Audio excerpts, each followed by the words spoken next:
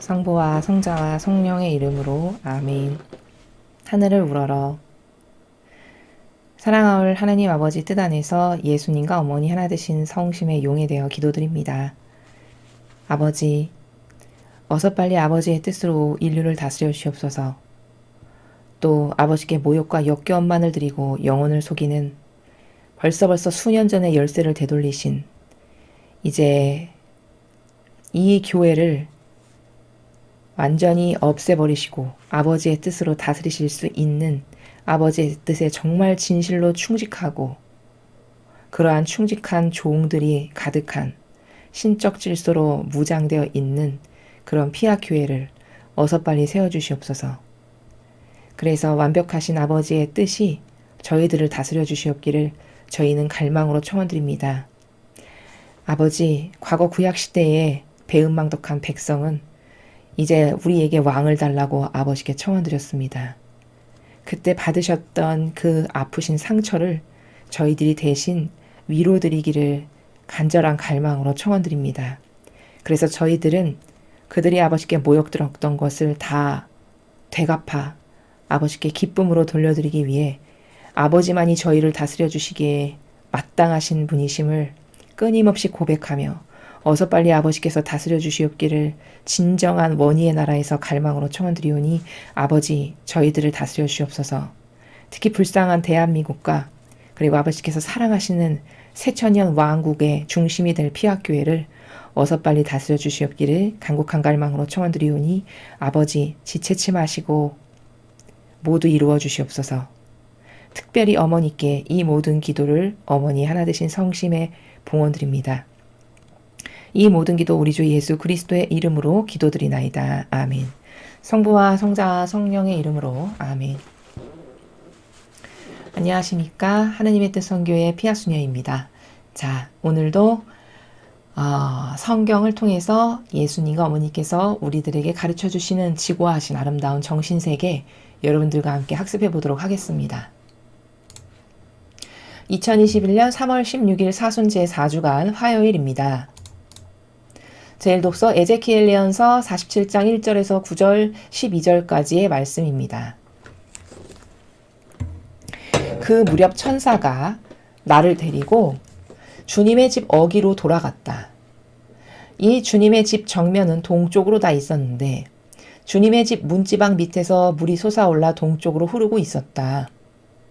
그 물은 주님의 집 오른쪽 밑에서 제단 남쪽으로 흘러내려갔다. 그는 또 나를 데리고 북쪽 대문으로 나가서 밖을 돌아 동쪽 대문 밖으로 데려갔다. 거기서 보니 물이 오른쪽에서 나오고 있었다. 그 사람이 동쪽으로 나가는데 그의 손에는 줄자가 들려 있었다. 그가 첫 암마를 재고서는 나에게 물을 건너게 하였는데 물이 발목까지 찼다. 그가 또 첫 암마를 재고서는 물을 건너게 하였는데 물이 무릎까지 찼다. 그가 다시 첫 암마를 재고서는 물을 건너게 하였는데 물이 허리까지 찼다. 그가 또 첫 암마를 재었는데 그곳은 건널 수 없는 강이 되어 있었다. 물이 불어서 헤엄을 치기 전에는 건널 수 없었다. 그는 나에게 사람의 아들아 잘 보았느냐 하고서는 나를 데리고 강가로 돌아갔다. 그가 나를 데리고 돌아갈 때 보니 강가 이쪽 저쪽으로 수많은 나무가 있었다. 그가 나에게 말하였다.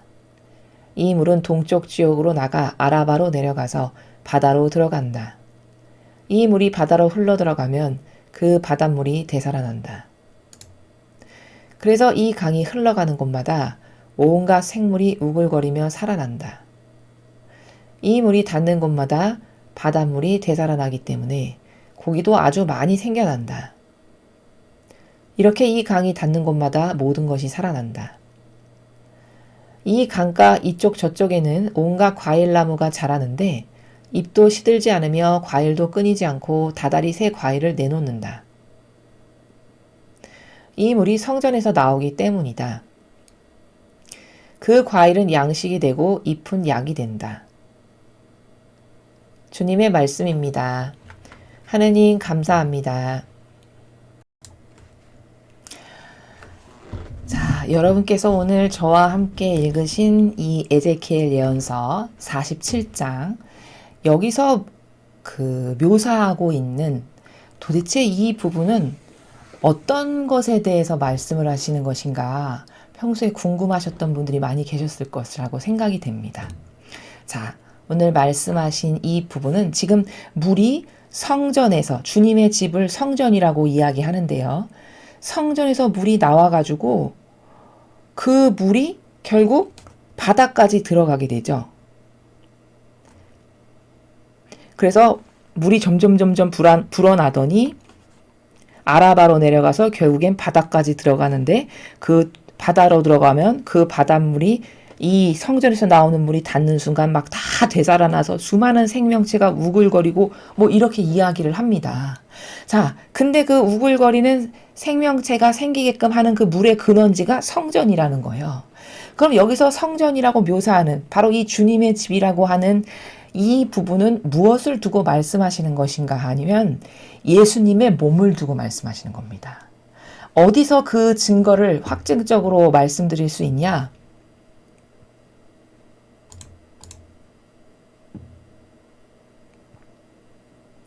자, 여기 보면은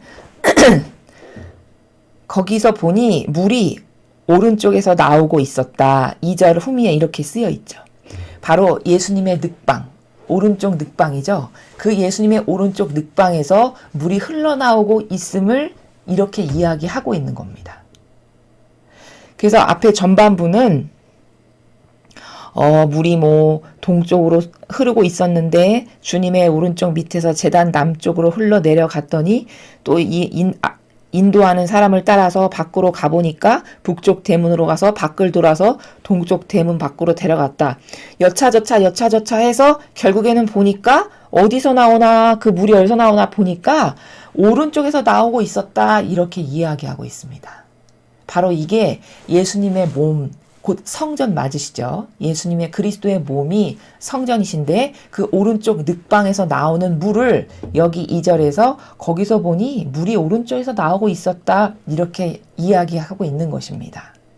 자, 그래서 예수님의 늑방, 오른쪽 늑방에서 흘리신 그 물이 동쪽으로 그 사람을 따라서 가봤더니 천암마, 아마 단위를 재는 수치의 단위인 것 같아요. 그 암마를 재고서는 물을 건너라 해서 이 사람을 따라서 건너갔는데 발목까지 찼대요. 그리고 또 천암마를 재고서는 물을 건너라 해서 건넜는데 그때는 무릎까지 찼고, 이렇게 천암마 몇 번을 지나니까 이제 불어나가지고 헤엄치기 전에는 건널 수 없는 엄청난 물이 된 거죠.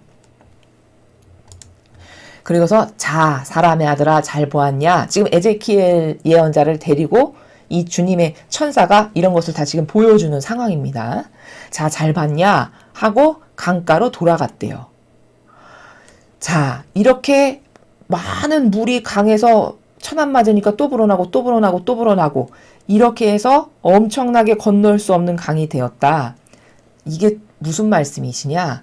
예수님의 오른쪽 늑방에서 흘려주시는 바로 그 물이 생명이신데, 그 생명이 불어나서 이제 이방인인 우리까지도 그 생명수를 먹을 수 있게끔 된 거예요. 처음에는 이스라엘의 그 생명수께서 오셨는데, 그 생명이 오셨는데 그 이스라엘에서 반향을 잘 하지 못하는 바람에 난 이제 여기서 안 하고 더 이상 이렇게 신발을 털고 바로 사도가 다른 데로 전파하러 갔다라고 나오잖아요.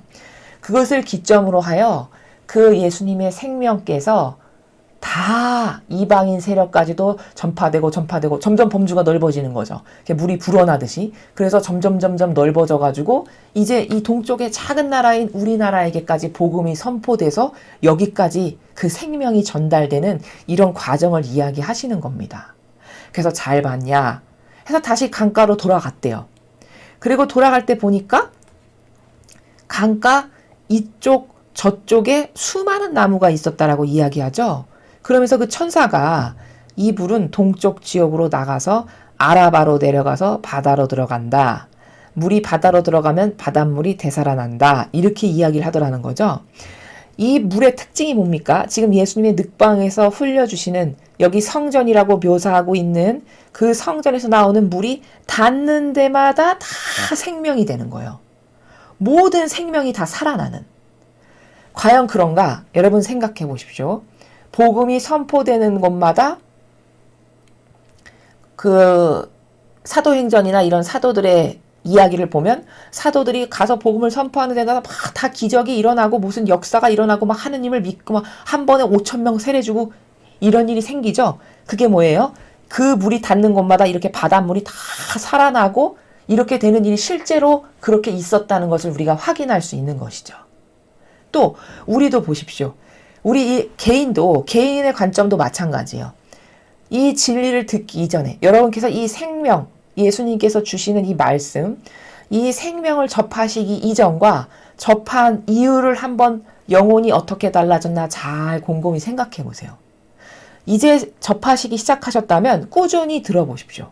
꾸준히 생명을 매일 듣고 깨닫고 발견하시기 바랍니다.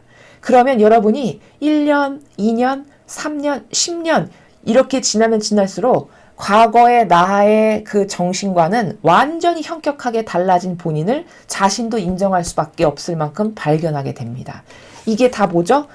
이 늑방에서 흘려주시는 예수님의 생명수, 이 복음, 이런 진리를 우리가 접함으로써 이 영혼이 자꾸 죽어가던 영혼이 새로워지고 정신세계가 고결해지고 예수님과 어머니를 닮게 되고 이렇게 완성으로 나아가는 일이 실제로 인정할 수밖에 없는 증거들이죠. 우리가 직접 체험하고 있는 바로 그런 상황을 지금 묘사하고 있는 건데 그대로 됐다라는 거예요. 여기서 말씀하시는 이대로 진짜 예수님의 늑방에서 흘려주시는 그 물은 생명 자체, 즉 이 진리, 이 말씀, 예수님의 정신과 가르침과 뭐뭐 이런 건 다 생명인데 그것이 퍼져 나가는 곳마다 다 기적이 일어나고 막 세례받고 믿게 되고 그래서 우리나라 같은 경우는 이 이방인의 동방의 작은 나라인데 우리나라의 성소는 여러분이 몇 번 저의 강의를 통해서 들으셨겠지만 유럽의 몇 개의 대륙을 합친 것보다도 많은 성소가 우리나라의 한 대륙의 요 작은 나라에 있다라고 합니다. 이 통계적으로 나온 사실이에요. 이 정도로 축복을 받은 나라가 된 거예요. 그렇게 먼 거리를 돌아서 전파된 그 생명의 말씀이. 그러니까 이 말씀이 지금 다 이루어진 거죠. 이루어졌음을 제가 지금 입증해서 말씀드리는 겁니다. 그리고 일개 개인도 진리를 배우기 전과 후를 여러분께서 스스로 잘 점검해 보세요. 여러분의 영혼이 과연 인격이 그리고 무엇을 분별하고 바라보고 믿는 수준이 진리를 배우기 전과 후가 어떻게 달라졌나, 내가 성장했나, 업그레이드가 됐나, 내가 좋아하는 것들이 달라졌나, 내가 추구하는 정신세계가 달라졌나, 옛날엔 이거 좋아했는데 지금은 이런 걸 좋아하고, 옛날엔 다 육적인 거, 기호적인 거, 자아적인 거, 이런 것만을 그토록 좋아했는데 지금은 한없이 본질밖에는 안 보이고 본질만 좋다. 이런 확실히 달라진 게 맞죠. 이러면 영혼이 생명수를 먹어서 살아난 거예요. 죽어가던 영혼이. 입증이 되죠. 이렇게 실제적으로 이 말씀하신 바가 에제키엘 예언자를 통해서 말씀하신 바가 다 이루어졌죠. 자, 그래서 바다로 들어가면 바닷물이 되살아난대요. 원래 성경에서 바닷물은 인류입니다. 인류. 그 죄악으로 가득한 인류를 바다라고 해요. 그러면 그 죄악으로 온갖 사욕과 욕망과 자기 것밖에는 모르고 자아나 따르는 이런 인류, 그 죄악으로 가득한 인류가 바닷물인데 이 생명수가 늑방에서 흘려주시는 예수님의 몸에서 흘려주시는 그 생명수가 들어가면 그 죽은 바닷물이 다 되살아난다는 거예요. 진짜 그렇죠. 지금 그렇게 작은 예루살렘이라고 하는 그 작디작인 척박한 그 나라에 예수님이 오셨는데 지금 전 세계 그리스도 가톨릭의 그 그리스도교의 신자의 인구수가 제가 알기로 대략 한 10억 명 안팎이라고 들었어요. 그럼 얼마나 많이 불어난 건가요? 이게 실제적으로 확인이 가능하죠. 그렇죠? 불과 그 몇 명의 사도, 예수님께 배웠던 12명의 사도, 뭐 바오로 사도, 그 이외에도 있었겠죠. 물론 하느님의 일꾼들이. 그러나 그 10억 명에 대비했을 때는 정말 보잘것없는 그 사도들의 이 말씀의 전파, 그리고 우리에게 주신 이런 성경 말씀, 이런 것들을 통해서 이 생명수가 다 흘러 들어가 가지고 지금 이런 10억 명이라고 하는 예수님을 믿는 인류의 영혼이 생겨난 거죠. 확장이 된 거죠. 그렇게. 아까 물이 이렇게 불어났다라고 하듯이. 바로 그런 말씀이시고, 그런데 그 죽은 인류, 죄악으로 가득한 아직 하느님 안 믿고 모르는 이 바닷물의 인류로 들어가면은 그 바닷물이 다 되살아난다라고 말씀하셨어요. 그래서 이 강이 흘러가는 곳마다 온갖 생물이 우글거리며 다 살아난대요. 그 생명수가 들어가는 곳마다. 이 물이 닿는 곳마다 바닷물이 되살아나기 때문에 고기도 아주 많이 생겨난다. 이렇게 이 강이 닿는 곳마다 모든 것이 살아난다. 강가 이쪽 저쪽엔 온갖 과일나무가 자라는데 잎도 시들지 않으며 과일도 끊이지 않고 다달이 새 과일을 내놓는다.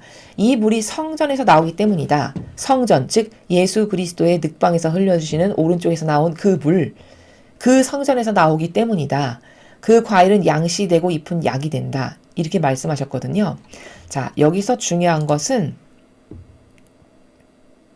그가 나를 데리고 돌아갈 때 보니 강가 이쪽 저쪽으로 수많은 나무가 있었다. 자, 여기 7절, 8절부터 이후는 바닷물로 들어가니까 다 되살아난다. 그래서 흘러가는 곳마다 온갖 생물, 온갖 과일나무 이런 것이 자란다라고 지금 여기 쓰여져 있죠. 이 9절, 12절 이 나라는 어떤 나라를 묘사하신 거냐면 앞으로 완성될 낙원이 있죠. 여러분께서 어제 이사야서 65장에서 배우신 완성된 낙원, 또 계시록 21장과 22장에서 말씀하시는 완성된 낙원, 죄악을 짓기 이전의 에덴 동산, 바로 그 부분을 지금 에제키엘서 9절과 12절에서 말씀하시는 거예요. 그 나라는 어떤 나라냐? 온갖 생물이 우글거리며 살아나서 다양한 고기, 이런 것이 막 살아있는 나라래요. 여기 온갖 과일나무가 자라는데 그 완성된 나라에는 과일나무가 자라는데 이 나무는 성경에서 인간이에요. 인류, 사람을 뜻합니다.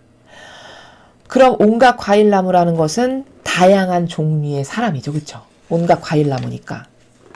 그러니까 다양하게 조화롭게 서로 상부상조하면서 살으라고 아버지께서 창조하신 그런 다양한 속성의 인간들, 사람들, 그게 온갖 과일나무예요.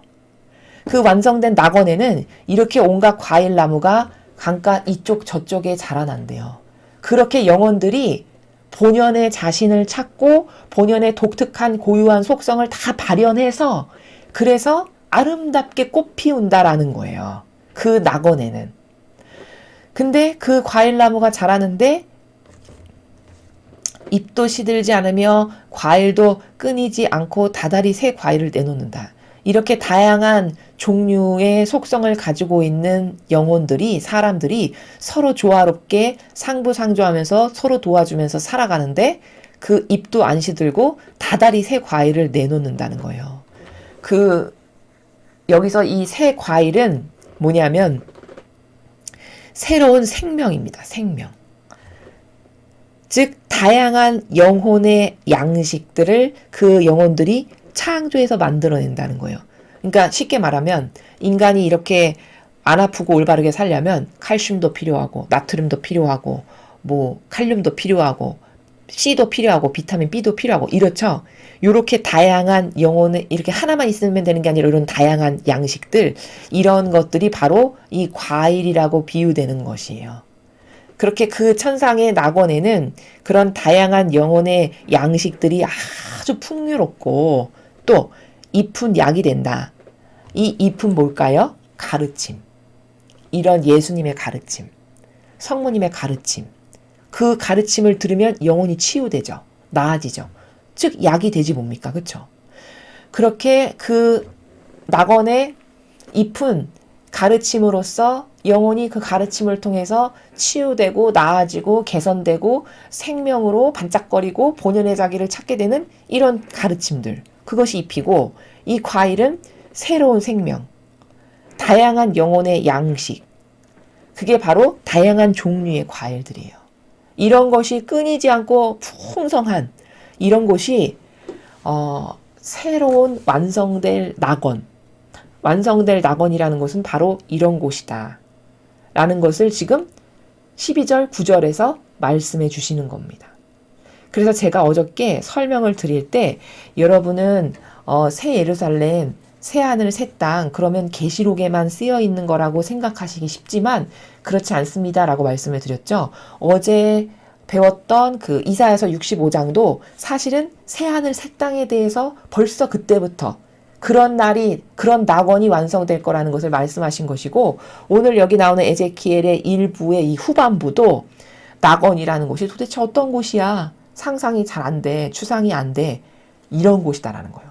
거기는 온갖 영혼들이 다 다양한 자기의 고유의 독특한 속성으로 이제 다 부작용은 닦아내고 없고, 그 본연의 자기를 완벽하게 찾아서 다양한 과일들을 그 각각의 영혼들이 내어놓는, 그 각각의 영혼들이 내어놓는 과일이라는 것은 사람의 한 몸을 건강하게 해서 여러 가지 영양소가 필요하듯이 그렇게 다양한 종류의 새로운 생명의 양식들을 그렇게 매일 다달이 생산해내고, 또 잎이라는 것은 가르침이라고 말씀을 드렸죠. 약이 된다라고 여기 말하잖아요. 그 잎이라는 것은 가르침. 어떻게 약이 되죠? 영혼에게 올바른 가르침, 예수님과 어머니의 가르침은 당연히 약이 되죠. 잘못된 것을 올바른 사고방식으로 고쳐주고, 이상한 경향을 진리에 근거해서 이런 거다 가르쳐주면 또 그렇구나 바로 잡아서 올바라지고 약이 되죠. 영혼을 고쳐주고 잘못된 것을 고쳐주는 그런 약이 되는 것을 여기 잎이라고 말씀하셨습니다. 그래서 이런 것들이 풍족하고 부족함이라고는 없는 이런 곳이 바로 천상의 완성된 낙원의 세계다라는 것을 이 후미에서 또 우리가 발견할 수 있습니다. 자, 계속해서 오늘 주신 복음 말씀 함께 보시겠습니다. 요한복음 5장 1절에서 16절까지의 말씀입니다. 주님, 영광 받으소서. 유다인들의 축제 때가 되어 예수님께서 예루살렘에 올라가셨다. 예루살렘의 양문 곁에는 히브리 말로 베짜타라고 불리는 못이 있었다. 그 못에는 주랑이 5채 딸렸는데 그 안에는 눈머니, 다리 저느니, 팔다리가 말라 비틀어지니 같은 병자들이 많이 누워 있었다. 거기에는 38패나 앓는 사람도 있었다.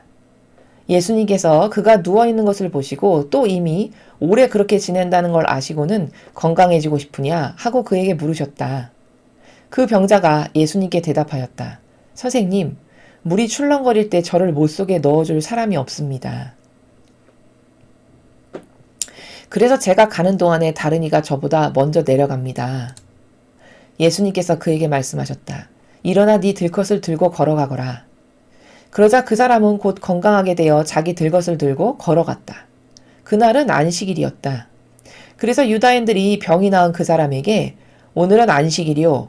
들것을 들고 다니는 것은 합당하지 않소 하고 말하였다. 그가 나를 건강해 해주신 그분께서 나에게 네 들것을 들고 걸어가라 하셨습니다 하고 대답하자 그들이 물었다.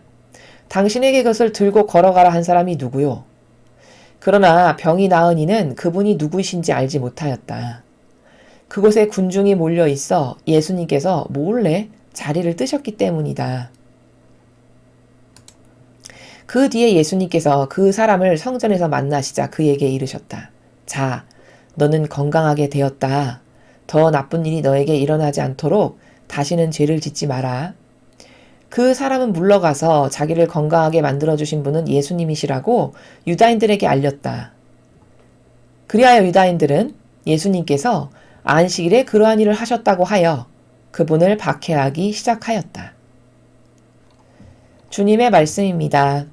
그리스도님 찬미합니다. 자, 예수님께서 오늘 그 38년이나 그 사지가 말라 비틀어지는 병을 가지고 있는 그 불쌍하고 가련한 사람을 고쳐주시는 그런 내용을 여러분 함께 보셨습니다. 자, 여기에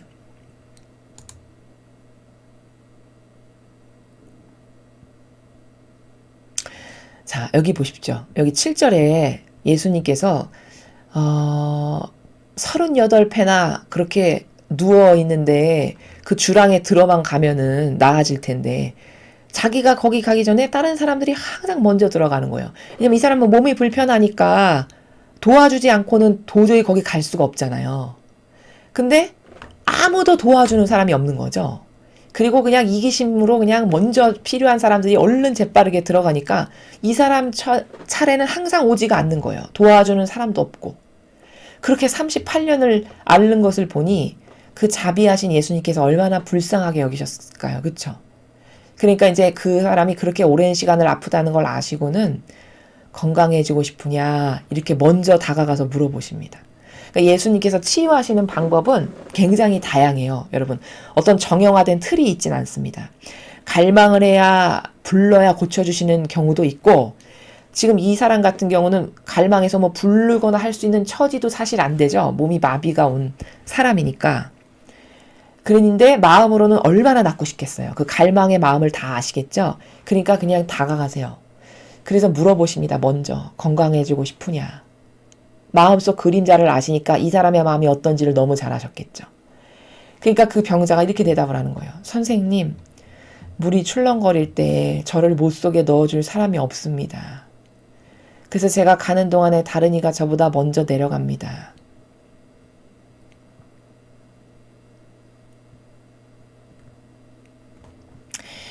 그러니까 이 7절을 통해서 보면요. 이 시대에 이 사람들의 마음의 상태를 알 수 있습니다. 이웃을 사랑하는 마음이 있습니까? 없습니까? 없죠. 그러니까 이 유대인들이, 이 예루살렘의 이 이스라엘의 이 사람들이 참 사랑이 없었던 거죠. 악독했던 거죠. 인정이 조금만이라도 있었으면은 불쌍하고 가여워서라도 서로 도와서 이 사람을 좀 들어다가 거기다 넣어줬겠죠. 근데 전혀 관심이 없는 거예요. 그러거나 말거나. 이렇게 이기적이고 자기밖에 모르는 이런 이웃사랑이 없는 이 시대의 사람들의 모습을 여기서 볼 수 있죠. 지금은 어떤가요? 지금 이때보다 좀 나을까요? 지금은 이때보다 훨씬 악합니다. 속이는 수준이 영혼을 속여서 그 영혼은 지옥 가거나 말거나 관심도 없고 내 사욕과 욕망을 채우는 거에만 혈안이 돼 있어요. 그러니까 남 속여서 남이 뭐 망하거나 말거나 남이 지옥 가거나 그런 거엔 관심이 없고 오로지 저 사람 활용해서 내가 출세하면 저 사람 활용해서 내가 돈 많이 벌면 그러면 그게 장땡인 이런 시대가 지금이죠. 얼마나 악한지를 우리가 알 수 있습니다. 그래서 이렇게 가여운 이 사람이 이웃사랑도 없어가지고 혼자 방치된 것을 보시고는 예수님께서 친히 고쳐주시죠. 일어나 네 들것을 들고 걸어가거라 이렇게 말씀하셨어요. 그러니까 그 사람이 즉시 일어나서 자기 들것을 들고 막 걸어간 거죠. 근데 이제 그날이 안식일이었던 거죠. 그러니까 이제 또 트집 잡는 것밖에는 할 일 없었던 바리사인 유다인들이 그 바리사이의 하수인인 유다인들이 딱 보니 38년 동안 맨날 누워 있었는데 하루아침에 걸어가니까 얼마나 놀랄만한 일이에요. 오늘은 안식일이요. 감히 그렇게 들것을 막 들고 걸어다니고 이러는 거는 오늘 안식일이라는 오늘에 합당하지 않은 거다라고 이렇게 이야기를 해요. 그러니까 이 병자가 나를 건강하게 해주신 분께서 내 들것을 들고 걸어가라고 해서 걸어가는 거다라고 이렇게 답변하죠. 그러니까 또 마귀에게 이 사람이 그런 의지는 없었으나 빌미를 준 거죠. 마귀가 누가 그랬냐고 물어보죠. 그것을 들고 걸어가라고 한 사람이 누구냐 이렇게 물어보고 있습니다. 그랬더니 이 병자가 그 누가 고쳐줬는지도 잘 못 본 거예요. 군중이 막 웅성웅성 몰려있고 이러니까. 그래서 그때는 못 본 거죠. 근데 이제 며칠 뒤에 성전에서 예수님께서 그 사람을 또 만나신 거예요. 그러니까 뭐라고 말씀하셨냐면 자, 너는 건강하게 됐다. 더 나쁜 일이 너에게 일어나지 않도록 다시는 죄를 짓지 마라. 자, 여러분 14절 잘 보십시오. 지금 이 사람이 이 병자가 38년 동안 누워 있었던 이 병자가 몸이 아픈 이유가 죄를 지어서 몸이 아프다라는 것을 14절을 통해서 알 수 있어요. 이 사람이 몸이 아파서 38년이나 꼼짝달싹 못하고 움직이지 못했던 이유는 이 사람이 죄가 있어서 죄를 지었기 때문에 몸이 아픈 거구나 라는 것을 여기 14절에 예수님께서 말씀하신 내용을 통해서 우리가 확인할 수 있죠. 자, 더 나쁜 일이 생기지 않도록 죄 짓지 마라. 그 말씀은 뭐예요? 너가 죄를 졌기 때문에 네 몸이 아픈 거다라는 말씀이시죠? 이걸 역으로 추적을 하면. 자, 그러면 우리가 여기서 알 수 있는 건 뭐냐? 그러면은 지금 이 시대에 몸 아프고 이런 병이 있는 사람은 다 죄져서 그런 거구나. 저주받아서 그런 거구나. 그렇게 인식하시면 큰일 나요. 그 말이 아니라 다양한 케이스가 있는데 다양한 케이스 중에서 어떤 몸 아픈 것은 죄를 지었기 때문에 몸이 아플 수도 있다라는 거예요. 죄로 인하여 몸이 아프는 것이 올 수도 있다. 이 사람의 케이스는 거기에 해당하는 케이스였다라는 것을 여기서 발견할 수 있다는 거예요. 그렇다고 모든 병자에게 가서 당신이 죄져서 저주받아서 몸 아픈 거야. 이렇게 말하면 안 된다는 겁니다. 그게 맞지 않아요. 다 달라요. 케이스가. 고쳐주실 때도 보면 어떤 사람은 흙 발라서 개어서 귀에 이렇게 하시기도 하고 침을 발라서 이렇게 하시기도 하고 다 다르죠. 고쳐주실 때도. 그렇듯이 사람별로 다 원인과 이유가 다르다라는 것을 알아야 되지만 여기의 케이스에는 이 사람은 지금 몸이 아픈 이유가 죄져서 몸이 아프다는 것을 예수님께서 말씀하신 이 나라를 통해서 우리가 발견할 수 있어요. 자, 그런데 중요한 건 뭐냐면 지금 예수님께서 그럼 이 병자에게 14절에 저 말씀을 왜 하셨을까요? 영혼을 꿰뚫어 보시는 입장에서는 이 사람이 다시 죄를 지을 가능성이 보이니까 조심하라고 말씀하시는 거죠. 그렇죠? 여러분 생각해 보세요. 어떤 사람이 죄를 지을 가능성도 없는데 가서 거기다가 멀쩡한 사람한테 당신 죄 지을 수 있으니까 그러면 다시 또 몸이 아플 테니까 조심하시오. 이 말 안 하겠죠? 근데 고쳐줬는데도 불구하고 다시 죄 짓지 말거라. 너한테 더 나쁜 일이 일어나지 않게. 이 말씀을 하셨다는 건 뭐예요? 그럴 가능성이 보이니까 이렇게 말씀을 하시는 거죠. 그러니까 경각심을 심어주시느라 말씀을 하시는 거예요. 너는 더 나쁜 일이 너에게 일어나지 않도록 다시는 죄 짓지 않게 조심해라. 경계해라. 이렇게 말씀하시는 거거든요. 근데 이 병자가 이 말씀을 깨닫지 못했어요. 어디서 알 수 있냐? 이렇게 말씀하신 이 행간의 나라가 뭔지를 파악을 못했어요. 이 사람이 알아듣지를 못했다는 말이죠. 어디서 확인할 수 있냐면 물러가서 예수님 만나고 나서 자기를 건강하게 만들어주신 분이 예수님이시라고 유다인들에게 알렸어요. 근데 예수님께서 내가 고쳐줬다라고 말하지 말거라 이 말씀을 직접적으로 하시지는 않았어요. 물론. 그런데 결과론적으로 파생된 게 뭐냐? 그 말을 함으로써 유다인들이 예수님께서 안식일에 그런 일을 했다라고 하셨다라고 해서 박해가 시작됐어요, 이제. 그럼 뭐죠? 이 말씀은 그럼 여기서 우리가 확인할 수 있는 내용은 뭔가요? 이 죄인이, 이 병자가 가서 예수님이 고쳐주셨다는 말을 하는 바람에 박해가 시작된 거잖아요. 지금 예수님에 대한 박해가. 그럼 이 병자가 그런 의도를 물론 하진 않았지만 마귀 도구로 활용이 된 거죠. 박해를 시작하게 된 도구적 역할을 이 병자가 한 거죠. 사실적으로. 그럼 예수님의 말씀이 염려하신 바가 이루어졌네요. 결국. 그렇게 되길 원치 않으셔서 경각심을 가지라고 이렇게까지 주의를 주셨건만 그 말의 행간의 뜻을 그 심오한 의미를 깨닫지를 못해서 이 사람이 이 말씀이 무슨 말인지를 모르니까 가서 그렇게 유다인들에게 당장 이야기를 한 거예요. 그래서 결과론적으로 예수님은 이제 박해받기 시작하셨어요. 여기서 우리가 이 영적인 시스템이랄까요? 환경이랄까요? 이런 걸 좀 알아야 돼요. 뭐냐? 인간은요. 이 사람이 가서 그럼 유다인들에게 왜 이 말을 했을까? 예수님 박해서 잡아가라고? 그 의도로 말을 하진 않았겠죠, 물론. 근데 이 사람은 그럼 이 말을 왜 했을까요? 너무 기쁘고 좋은 거예요. 그 인간의 인성이, 이 병자의 인간의 인간적인 인성이, 여러분 생각을 해보세요. 38년을 불구자로 살았어요. 거의 인생의 뭐 절반이라고 해도 과언이 아니겠죠. 이 시대는 물론 몇 살까지 평균 수명이 있는지는 모르겠지만 38년을 불구자로 누워 있었단 말이죠. 근데 하루아침에 그 불구자였던 몸이 정상인이 됐어요. 그럼 얼마나 기쁠까요? 그렇죠? 하늘을 날듯이 뛸 듯이 기쁘겠죠. 그러니까 그 기쁨을 주체하지 못해가지고 나는 예수님이 고쳐줬다라고 이렇게 유다인에게 가서 말을 한 거예요. 그러니까 사실 의도는 악해서 그렇게 하진 않았어요. 근데 결과론적으로는 악이 활동하기 시작하는 빌미를 이 자기가 줬다라는 것을 이 사람은 몰랐겠죠. 그렇죠? 어쨌든 간에 본인이 제공했어요. 악이 이제 예수님을 박해하기 시작하는 이 근거를, 이런 결정적 계기를 본인이 제공했단 말이죠. 그럼 여기서 우리가 반드시 알아야 되는 건 뭐냐면, 이 사람이 신적이지 못해서, 즉 다시 말하면 이 사람이 기분이 업되고 막 좋아서 말했다는 것은 인간적인 상태에 지금 머물러 있는 거죠. 이 사람이 만약에 신적인 본질의 나라에 머물러 있었다. 그러면 기분에 좌우돼서 무엇인가를 하는 이런 행동은 안 하겠죠. 나의 어떤 이런적 기분에 좌우돼서 좋아서 뭐 또 말하고 하기도 하고 이런 것은 다 뭐에 좌우됐기 때문이죠. 그 영혼이 지배된 상태가 자아에 지배됐기 때문이에요. 인간적인 것 안에 지배되어 있다라는 반증이에요.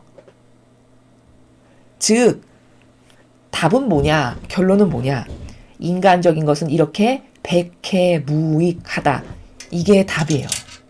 여기 후미에서 배워야 할 것은, 이 사람의 일화를 통해서 우리가 배워야 할 것은, 여기 주시는 이 진리를 통해서 우리가 배워야 할 것은, 인간적인 것은 저렇게 백해무익하구나. 인간적으로 기뻐서 막 흥에 넘쳐서 기쁨에 겨워서 말을 했지만 결국 자기에게 주신 은총 하나 간수 똑바로 못하고 마귀에게 빌미나 제공해서 예수님이나 공격하게 하는, 결국 이 사람이 맺은 열매가 그거잖아요.